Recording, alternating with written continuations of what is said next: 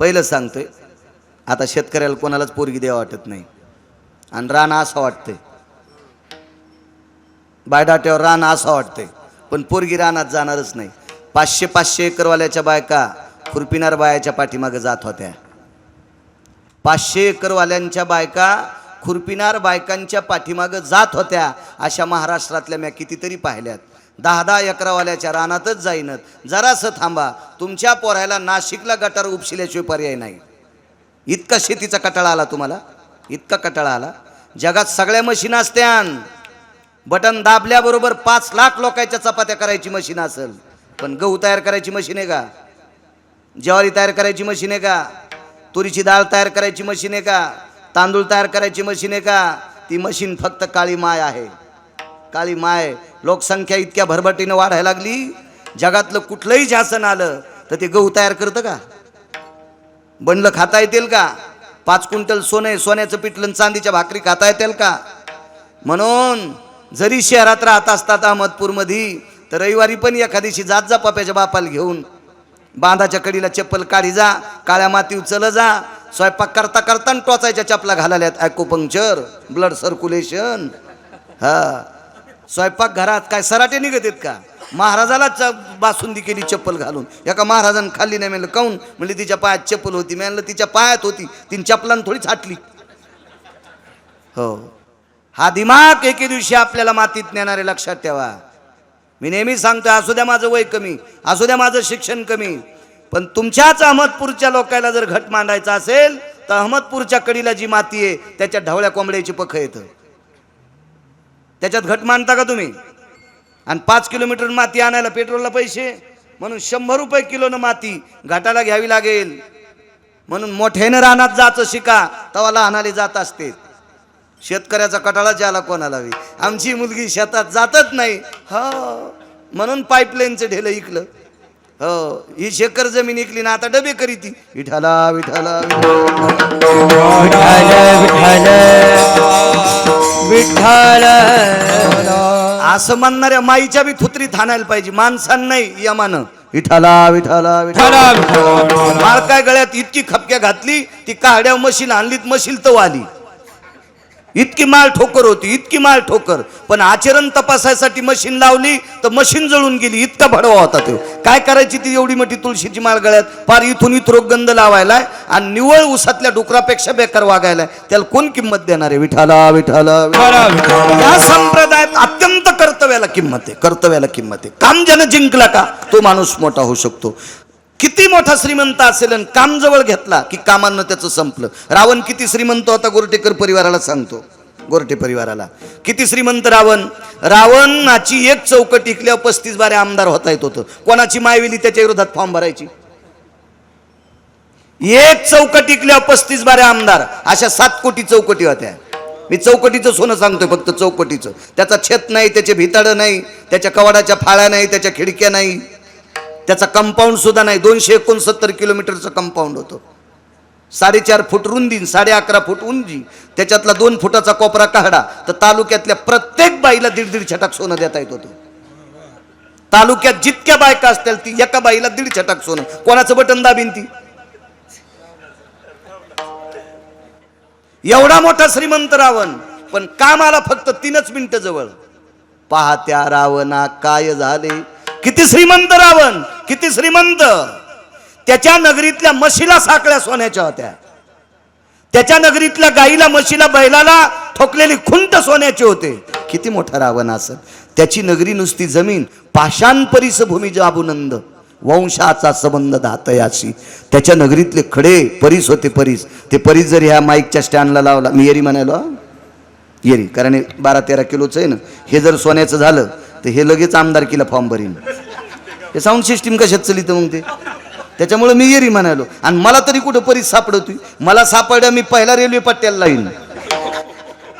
म्हणजे काश्मीर ते कन्याकुमारी सगळी रेल्वेचा पट्टाच सोन्याचा झाला पाहिजे. आता ते गवसणारच नाही ना, त्याच्यामुळे ह्या गप्पा आहेत आपल्या. विठाला विठाला.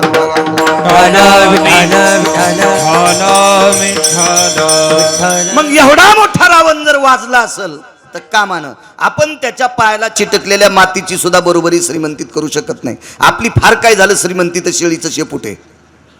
आपली श्रीमंती किती माहिती आहे का? गाईचं शेपूट नाही, म्हशीची शेपूट नाही, गाढवाची पण शेपूट नाही, हत्तीची पण शेपूट नाही, शेळीचं शेपूट. शेळीची शेपूट किती जरी हल्ली ना तर पाठीवरली गोमाशी उठत नाही, ती तर जातच नाही. ती किती यांना देऊ द्या शेळीनं, किती हालू द्या, पंख्याच्या पात्या इतकी हालू द्या, तरी पाठीवरली माशी शेळीला उठत नाही. आपली तितकीच श्रीमंती आहे. आपण रावणाच्या पायाला चिटकलेल्या मातीची बरोबरी करू शकत नाहीत. एवढा मोठा रावण काम अंतकरणात आल्याच्या नंतर इतका पालता होतोय तर आपण कोण्या दरीत पडू याचा मेळच नाही. परस्त्री पेहरी छुरी मत लगावे अंग, दशशीर रावण के गये परनारी के संग. इतका काम्या नावाचा हरामखोर व्यक्ती खराब आहे. विठाला विठाला. अजून एक मुद्दा सांगतो बापू. काम्या किती बेजार. आपल्याकडे मंत्र्याला किती, एका मंत्र्याला दिव्याला एक पद असलं एक दिवा होता ना पहिला, आता आहे की नाही मला काय माहित नाही, पण पूर्वीच्या काळात मंत्र्याच्या गाडीला दिवा असायचा. दिवा तर 222 एकट्याच्याच गाडीला दिवे. 222 पद एकट्याकडच असा एक मंत्री, त्याचं नाव इंद्र. हे तुमचे तरी कधी जातील येतील पद, त्याचं अजून नाही गेलं. गिरगावकराच्या नावानं आणि सांगितलं उद्या 12:30 वाजता गिरगावकर जाणार आहे. बरोबर 12:30 वाजता 500 डॉक्टर जरी आले तरी गिरगावकर जाणार. आणि 1 वाजता लगेच व्हॉट्सअपला गेले दिगंबर. ह्या क्लिप टाकायला तर आकलीचे कांदेत नाही. दारू पिऊन मरणाऱ्याला बी गेले दिगंबर.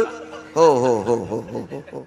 कुत्र्यापेक्षा बेकार जीव जगला त्याला बी गेले दिगंबर. यायला ये महानीने टाकणार यायला विठाला विठाला विठाला.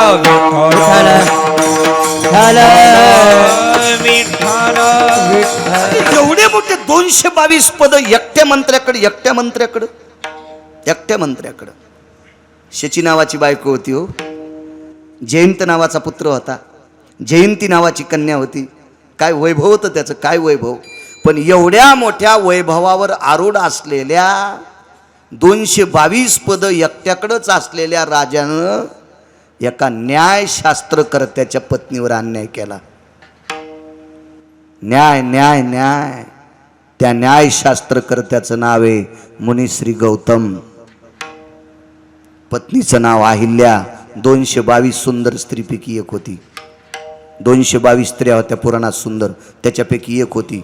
या 222 इतकी एकही भारतात सुंदर स्त्री नाही. कोणाला राग आला असेल तर काय करतील, मी पुराण सांगतोय. इतकी तनुयाम गंधोष जायस्ति तो माल्याधिनी सुगंधिनी. अंगावरच्या तनू म्हणजे शरीर, गंध म्हणजे सुगंध, अंगावरच्या सुगंधानं झाडाला कळ्या लागत होत्या. अशा सुंदर स्त्रिया 222, त्याच्यापैकी ती एक होती. आपण कापसात गेल्यावर पाते गळत, सोयाबीन मध्ये गेल्यावर फुलं जळत. हो, ह्या आपल्या परिस्थित्या. हो, ह्या 222 स्त्रीने एकीनंही ब्युटी पार्लर मध्ये जाऊन मेकअप केलेलं नाही. पुराण वाची जाणं खपक्या मोबाईलेत भिताडासारखे तुमच्याकडे. इचकी जाणते कधी कधी चांगल्या कामासाठी इचकी जा, भंगिऱ्याला चॅटिंग करण्यासाठी 2-2 वाजूस तर जागायला. विठाला विठाला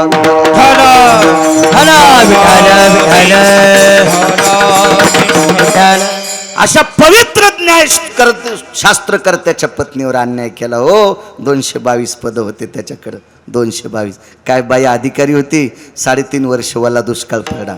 वल्ला दुष्काळ. वल्या दुष्काळात फक्त साळी येत असतात, तांदूळ येत असतात. आणि तिनं त्या वल्या दुष्काळात तिच्या मुठीन तांदूळ पेरायच्या, मालकान तिफन हाणायची. आणि 3ऱ्या मोडानात तिफन गेली की पहिल्या मोडानातल्या साळी कापायल्यात होत्या.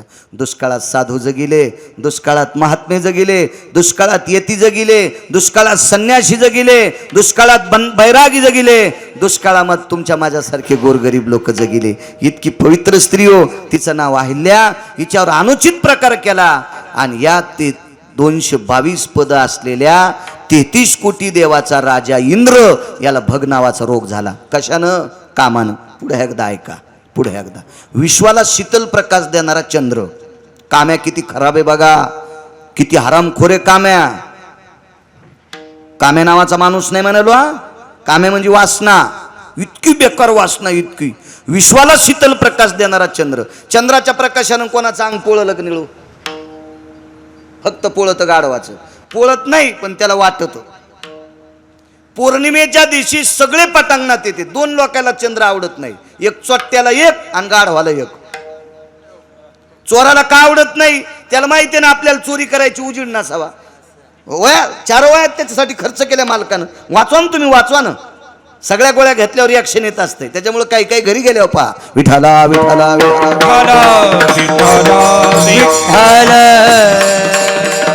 स्वतःला चंद्र आवडत नाही चोरी करणाऱ्याला. आणि गाढवाला काय वाटतं? गाढव पौर्णिमेच्या दिवशी तुम्ही मोकळे सोडा, जिकून भिताडाची सावली पडती का तिकून उभी राहते. गाढवाला विचारलं लयच अंग पोळायला म्हणून पहा. हाव ना चिंचकर, वाचून सांगतो गळ्या शपथ. बापारे नाही, विठाला विठाला विठाला.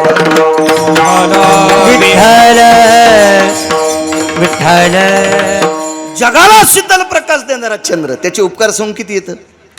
सूर्याच्या प्रकाशानं वाढ होत असती, पण चंद्राच्या प्रकाशाशिवाय अन्न एकाही झाडाला फुल लागत नाही. एकाही झाडाला एका फुल लागत नाही, त्या अर्थी फळ लागत नाही. म्हणजे फळारोपण करण्याची ताकद चंद्राच्या प्रकाशात आहे. हो, याचं अमृत आपल्याला एक दिवशी कोजागरी पौर्णिमेच्या दिवशी प्राप्त होते. चंद्रामृत तृप्ती पारणे चकोरा, ब्रह्मराशी चारा सुगंधाचा, नैवम गांजा कसम लिखितम. हे काय गांजा वाढणाऱ्यानं लिहिलंय का? एवढी मोठी व्याप्ती चंद्राची. मग इतका मोठा पावरबाज, पुरुषार्थी, नाविन्यपूर्ण, जगविख्यात, लोकांनी नवाजलेला चंद्र यानं शहाणपणा केला.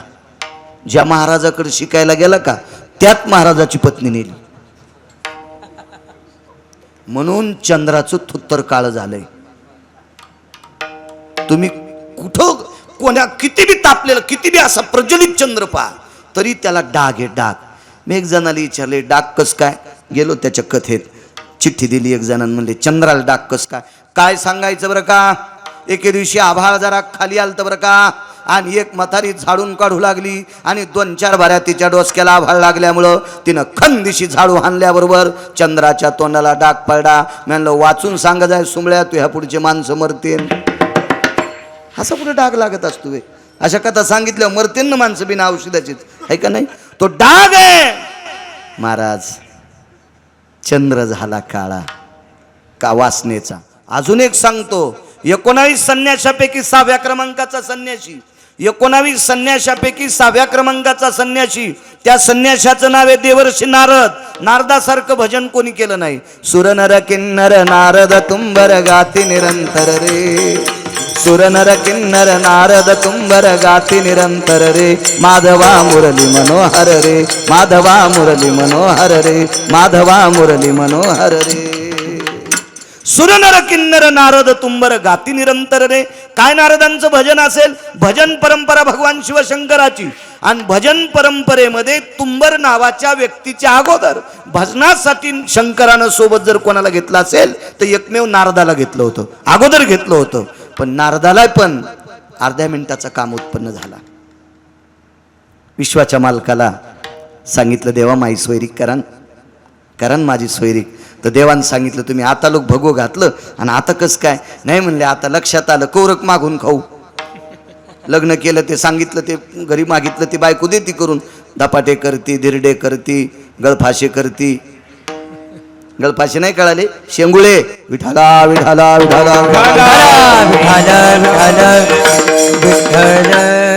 नाना प्रकारचा काळा चहा, दुधाचा चहा, आमका चहा, ग्रीन टी वगैरे वगैरे काय असेल ते बायकोला सांगितलं. मग देवा कौरक लोक माझं मागणं म्हणजे लोकांनी जे दिलं ते खावं लागतंय. देवानं सांगितलं 10-15 दिवस थांबा. 10-15 दिवसात नंतर 2-3 दिवस थांबले. 16व्या-17व्या दिवशी नारद पुन्हा हजर झाले. म्हणले, देवा सोयरिकीचं काय? भगवान म्हणले, नारदा, मी तुम्हाला याच्याकरता 10-15 दिवस थांबा म्हणलो होतो. मला असं वाटलं 10-15 दिवसात तुमच्या मनातलं बायको करायची वेळ जाईल. कसं जाईल? म्हणले, देवा आता ते मनात बसलं ना, लग्न करायचीच इच्छा झाली. तर भगवान म्हणले, कशाला करता, लय बेकार आहे. म्हणले, बेकार म्हणता तुम्ही 16,001 कशाला केले? हे पहा, त्याच्याच अंगावर गाडा घातला. तो जगाचा बाप आहे.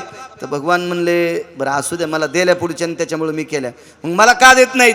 म्हणजे देईन कोणी. मग मी रात्रंदिवस तुमचं भजन करतो ना, याच्यातली एखादी मला नको का? मी नाही सांगायलो, पुराण सांगतोय, पुराण सांगते. तो विटीवरचा मालक आहे महाराज. देवचतुर देवचतुर, जाणून अंतर्वर्त तसे. त्याच्या डोक्याला काय डोकं लावायचं? माणसं काही काही पांचट विज्ञानवादी 2-3 पुस्तकं वाचलेले इतकं डोकं लावतात. काय म्हणले, आगावपणा केला. आंब्याला भोपळे पाहिजे होते आणि भोपळ्याला कैऱ्या पाहिजे होत्या. इतकी पांचट. म्हणजे भोपळ्याचा येल बारीकसा असतोय आणि आंब्याचं बुड असं मोठं असतंय. मग बारीकशा भोपळ्याला एवढा मोठा भोपळा लावला आणि एवढ्या मोठ्या आंब्याला इतकुल्या कैऱ्या लावल्या. देव पागले. म्हणलं असू दी पागल, एकदा चुकला असेल. नाही नाही म्हणी, अशा लय चुका आहेत. काय करायचं होतं म्हणी, ऐकायला नुसते कानाला छिद्र पाहिजे होते. हे कशाला दिले पाखाडं, याची द्याची गरज काय होती. म्हणलं तू आंधळा झाल्यावर चष्मा कुठं अडकी, तू खोट्या ठोकी तू का, चष्म्याच्या दांड्या अडकायला दिलं नाही. ते देव चतुरे महाराज, त्याच्या कशाला डोक्याला डोकं लावायचं. एक जण असंच म्हणला, देव येडा आहे म्हणला, आंब्याला भोपळे आणि भोपळ्याला कैऱ्या पाहिजे होत्या. काय करावं, मस्त झोपलं आंब्याखाली. आंबा पाडायला लागला होता. कावळे येत असते, पण कावळ्याला आंबे खाता येत नसते. कारण सांगू तुम्हाला, आंब्याला आंबे पाडायला लागले की कावळ्याला एक रोग होत असतोय. तो रोग सांगताय तू का कोणता होतो म्हणून. किती कीर्तन ऐकले, काही काही कीर्तनकार मेले पण असतील तुम्हाला कीर्तन सांगू सांगू, आहे का नाही. तुम्ही त्याच्या मात्या केल्या असतील, अजून तरी तो रोग तुम्हाला सांगता यायचा नाही. सांगता की एखादं कोणता रोग होतो कावळ्याला. हा,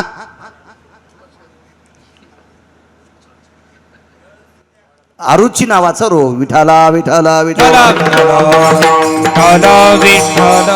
त्यानं काय होतं माहिती, याच्यामुळेच आमचं शिजत आहे. तुम्ही असं लक्षात ठेवत नाही ना, म्हणून आमचं शिस्त आहे. तुम्ही चांगलं लक्षात ठेवलं ना, आमच्या लोकांना नाशिकलाच जाणं इटं उचलायला. विठाला विठाला विठाला. तुमचं काम झालंय चोर पंक्चर. दुकानात गेल्या पंक्चर गवसनं आणि दारापुढं गाडी लावल्यावर हवा राहीनं. आरुची नावाचा रोग झाला. आरुची नावाचा रोग नुसता कावळ्याला राग येतोय म्हणून नुसत्या टोचणे हाणते आणि ते आंबे खाली पडिते. ते टोचणे हाणल्याबरोबर एक आंबा याच्या नाकाव पडला. जे म्हणला देव येडा आहे त्याला, नाकाव पडला आंबा. नाक आता एवढा मोठी कैरी फडेल दिवशी नाक फुटलं. आणि मग आरुची नावाचा रोग कवा जातो सांग का, कावळ्याचा लिंबाळ्या आल्यावर.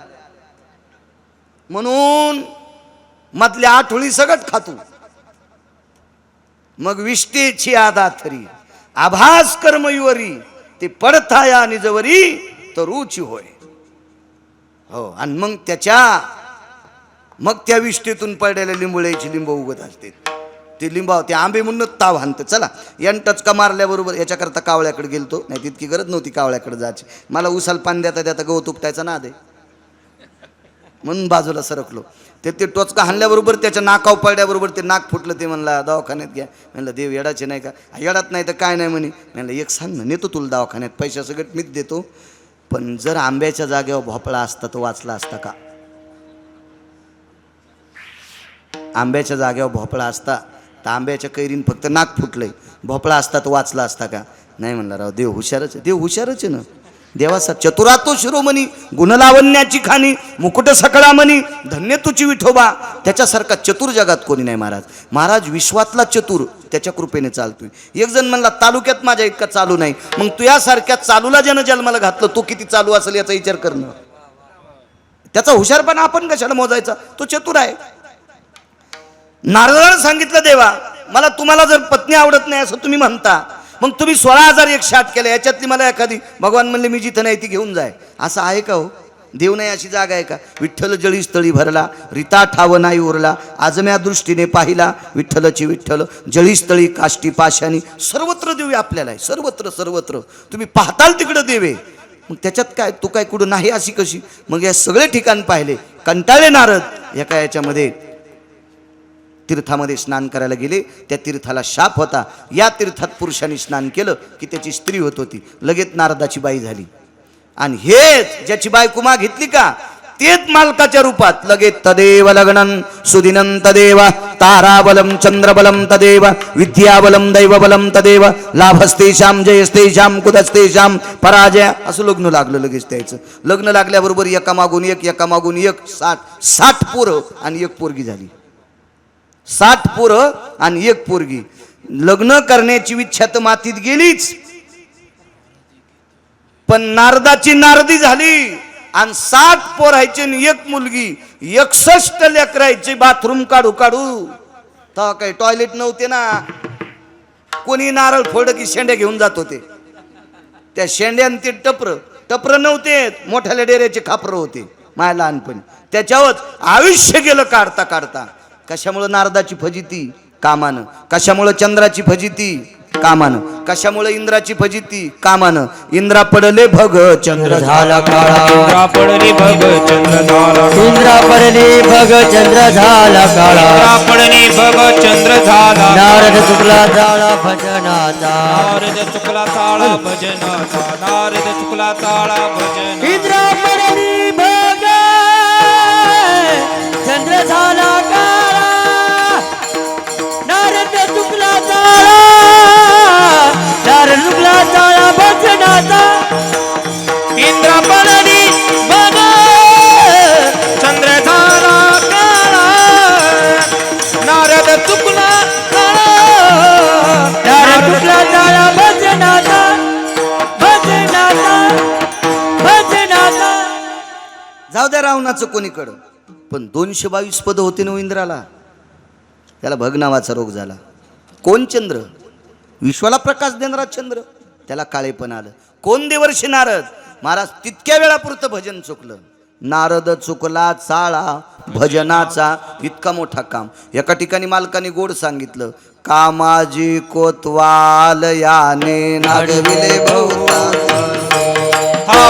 माझी कुतवाल याने नागविले बहुता. हरिहराची आबरू घेतो भय नाही त्याची.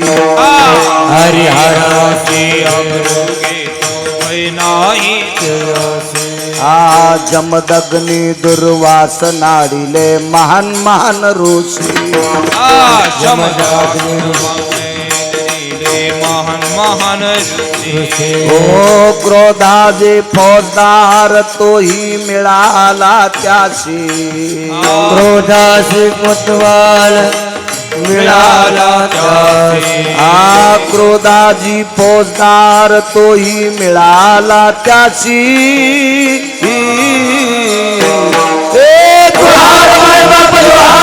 मी कायापुरीचा.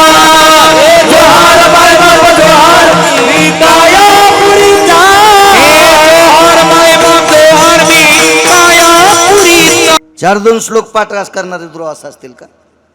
कोणाला म्हणायचं दुर्वास?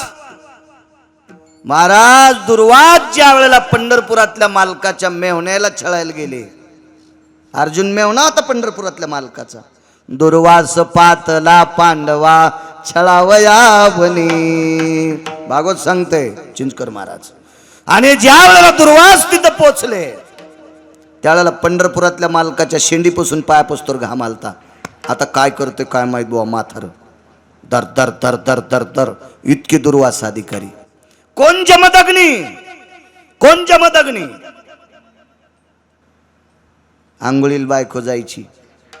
जमदग्नीच्या पत्नी आईसाहेब विश्वाची माय आंघोळीला जायच्या आणि येता येताना पदरात पाणी बांधून आणायच्या. पदरात, तांब्यात नाही, कशात नाही, पदरात, अंगावरच्या साडीच्या पदरात. पदरात गोठुडं बांधून आणायचं. काय बाई असेल. आणि घरी आल्यावर ते पाणी मालकाच्या पायावर टाकायचं. एक दिवशी पाणीच आलं नाही. म्हाताऱ्याने विचारलं आत पाणी कसं काय नाही आलं. ते म्हातारं काय मंदिरात पती खेळणार नव्हतं.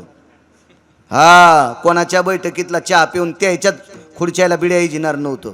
लय काय काय येटगिळ म्हातारे बैठकीत बिडीन खुर्चीला इजितेन. लाकडाच्या असल्यावर ठीक आहे, पण त्या प्लॅस्टिकच्या खुर्च्या आहे हो झाल्या. हो त्याला असे ते चटकेत पडले ते. हो इतके काय काय दलिंदर निवळ पिराला कापायच्या कामी.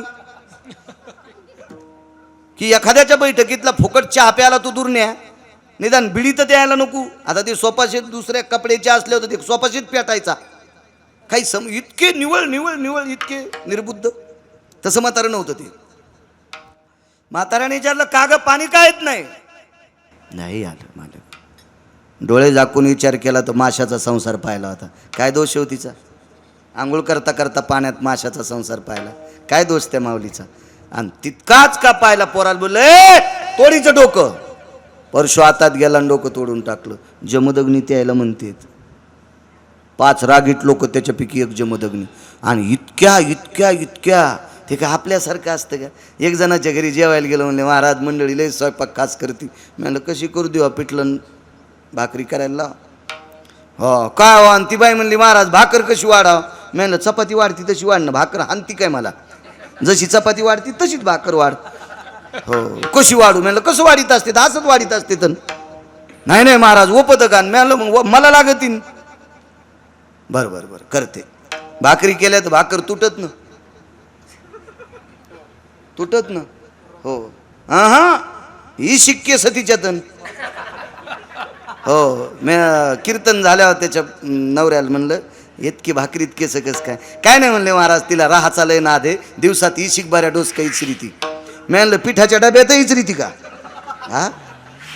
हे आपली सुरुवात आहे. पान कशा हसत्यात किती गोड हसतात बघा बघा. कुठं जमदग्नी कुठं आपला खेळ सगळा हसात ममुल्या. विठाला विठाला विठ्ठल विठ्ठल विठ्ठल. जमदग्नी दुर्वास नारीले महान ऋषी हरिहराची आबरू घेतो. याची सुरुवात आहे.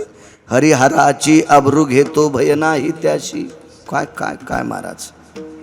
हरी म्हणजे विष्णू आणि हर म्हणजे शंकर. महाराज पंढरपुरातल्या मालकाला सुद्धा एकदा कामान बेजार केलं. एक नालायक मारणं गरजेचं होता आणि त्याला तो मरत नव्हता. पतिव्रतेचं पुण्य होतं. तिचं नाव होतं वृंदा.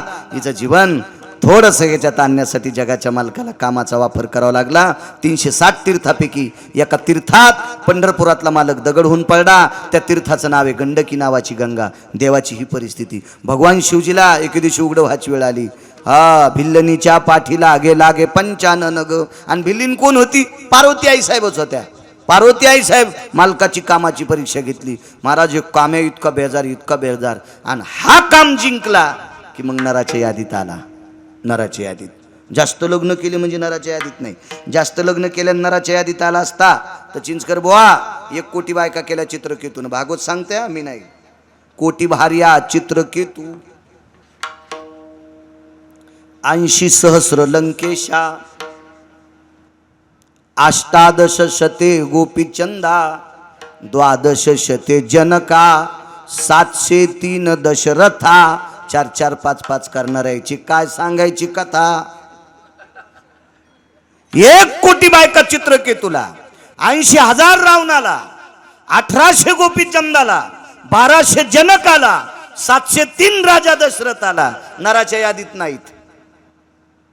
नाही नराच्या यादीत येण्यासाठी काम जिंकणं अवघड आहे. काम इतकं अवघड बापू काम किती बेकार बघा. एका महाराजाला 100 वर्षाचं आयुष्य. ए हरिबुवा 100 वर्षाचं आयुष्य का महाराजाला.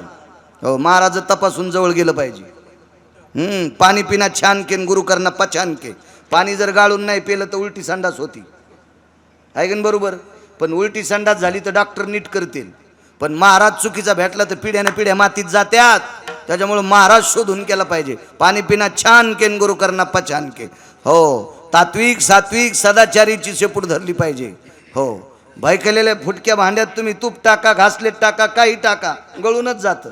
हा विठाला विठाला विठाला विठ्ठल विठ्ठल विठ्ठल विठ्ठल. एक ठराविक दिवस एखाद्या गोष्टीची मजा चलल. कोणी कीर्तनकार असेल कोणी पक्वाद्या असेल कोणी गायक असेल. एक ठराविक दिवस असते ज्या दिवशी देवाला सहन होणार नाही ती क्रिया संपली नीट नदीच्या कडेनं पळावं लागते. हो मग त्याला आवडणार नाही अशी अवस्था व्हावी होणी आपल्यावर ती वेळ येऊनी. वेळेत वेळेत वेळेत वेळेत वेळेत वेळेत आपले बाण घातले की मग जमीन वाहत नसती. विचित्र परिस्थिती सांगितली कामाची. मोठा महाराज एक 100 वर्षाचं आयुष्य. 100 वर्षाचं आयुष्य तर 100 वर्षातलं आयुष्य फक्त 10 मिनिटं शिल्लक राहिलं. 10 मिनिटांनं महाराज मरणार आहेत. या लोकातली यात्रा संपणार आहेत. महाराजाच्या पर्णकुटीच्या बाजूला विमान उभं आहे. 2 पार्षद आहेत. विमानाच्या पुढे पाय घड्या टाकल्यात. महाराज गेल्याच्या नंतर त्यांचा दिव्य शरीर जमिनीवर पाय टेकून न्यायचं नाही. स्वर्गातल्या पाय घड्या त्याच्याहून महाराज विमानात बसणार आणि स्वर्गात जाणार. 10 मिनिटं आयुष्य शिल्लक आणि 10 मिनिटाच्या आत महाराजाला तहान लागली. अरे पाणी देईल का कोणी. उठता येत नव्हतं. शिष्य जवळ नसते आणि शिष्याचं असंच असतं. खऱ्या कामाला शिष्य कोणताच नसतो. हो महाराजाच्या पुढं काजूट्या का वंजळ शिष्य घेते आणि गाडी पंक्चर हो ते मागच्या बाल्कनीत झोपल्या असतं. उठ ना पडू द्या ना. हो ड्रायव्हरनं बॅटरी धरली महाराज नट खोलायला आणि शिष्य माग झोपलाय. असेच असते शिष्य कोणाचे बी. हो मग त्याही महाराजाचे तसेच ना. तसेच एकही शिष्य हजर नाही. अरे पाणी देईल का कोणी? आयुष्य राहिले 4-5 मिनिटं शिल्लक. महाराजाच्या पर्णकुटीपासून रस्ता होता. काम्या किती हरामखोरे बघा. आणि याला ज्यानं जिंकले तोच नराच्या यादीत. बेकार किती आधी ऐका आणि मग ज्यानं जिंकले त्याचं चरित्र 5-10 मिनिटात ऐका. पूर्णविराम. 1 मिनिट त्रास देणार नाही आणि 11च्या आधी 1 मिनिटानं सोडणार नाही, पुढं सरकणार नाही. ट्रॅक्टर किती महागाईचं घ्यावा, आपला बांधाला की वळीलं पाहिजे. विठाला विठाला विठाला विठ्ठल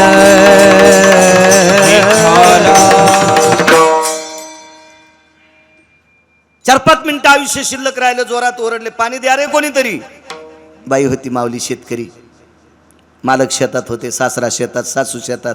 आणि दुपारच्या भाकरी घेऊन चालली होती ती शेतात चालली होती. त्या काळात शेतीचं महत्व सांगितलं. शेती सोन्यापेक्षा श्रेष्ठ आहे म्हणून लोखंडाच्या नांगराला सोन्याचा फाळ लावला. सोन्याचा फाळ लावला. ते याच्याकरता लावला, सोन्यानं शेती नांगरीत नसते. त्याच वेळेला छत्रपती शिवाजी महाराजांनी दाखवून दिलं, अरे ह्या सोन्यापेक्षा कितीतरी पटीनं शेती महत्वाची आहे, कितीतरी पटीनं शेती महत्वाची आहे. म्हणून तिच्याकडे थोडंसं लक्ष असलं पाहिजे. चला काय बापा, एका बाईला स्वयंपाकघरात घालायची चप्पल, हॉलमध्ये घालायची, जशा साड्या असतील तशी चप्पल. मी म्हणलं, बाई महाराज घरी आल्यावर हाणायची एखादी चप्पल आहे का? तशी असलीच सांग, मी उठून जातो आता. काय ती बाई बरी होती, शेतात चालली होती सासऱ्याच्या नवऱ्याच्या सासूच्या भाकरी घेऊन. पण महाराजाच्या पर्णकुटीपासून रस्ता होता. आणि अजूनही सांगतो, वचवच बोललो म्हणजे माझ्या काय गोळ्या थोड्याच संपल्यात. सकाळी हो रोड जाम करण्यापेक्षा याच्यावर गाड्या चालणाऱ्यानं रोड टॅक्स भरला शासनाचा, व्यायाम करणाऱ्यांना नाही भरला. कितीतरी लोकांच्या अंगावून पहाटे 5-5 वाजता वाहनं गेलेत. पेपरवर टीव्हीवर पाहिलंय. ह्या सिमिटाच्या रोडवर, ह्या डांबरावर 1 11 आणि 1 2 12 हो वाघोरीत अडकलेल्या सशानं हातपाय ताणल्यावर आणि त्याच्यावर हातपाय ताणून घेण्यापेक्षा अर्धा घंटा काळ्या मातीवर चला, अख्ख्या शरीरातलं रक्त शुद्ध होतंय. जाऊन पाय खदळ शेतात कसं होतंय तर बघा. ती बाई शेतात चालली होती आणि शेतात जाता जाता महाराजाचा आवाज ऐकला. आयुष्य 3 मिनिटाचं शिल्लक आहे. अरे पाणी देईल का कोणी? बाईनं टोपलं पर्णकुटीचं. काम्या किती बेकार आहे. निळकंठ महाराज ते टोपलं खाली टेकलं. बाई आतमध्ये गेली. अभिमान बुवा महाराजाच्या डेऱ्यातला पेला भरून घेतला, महाराजाच्या हातात दिला. महाराजाचं आयुष्य 1 मिनिटाचं शिल्लक. अख्खा आयुष्य धुतल्या तांदळासारखं महाराज जगले. काचासारखं निर्मळ जीवन जगले. स्फटिकापेक्षा निर्मळ जीवन जगले. सोन्यापेक्षा तेजस्वी जीवन जगले. हिऱ्यापेक्षा तेजोमय जीवन जगले. आणि अर्धा मिनिट आयुष्य शिल्लक राहिलं आणि अर्ध्या मिनिटात महाराज म्हणले, काय बाई रूपवाने तरुणपणात भेटली असती तर हिच्या संग लग्न केलं असतं. तरी तपोबळी जन्मधरी, तरी तपोबळी जन्मधारी, तरी तपोबळी जन्म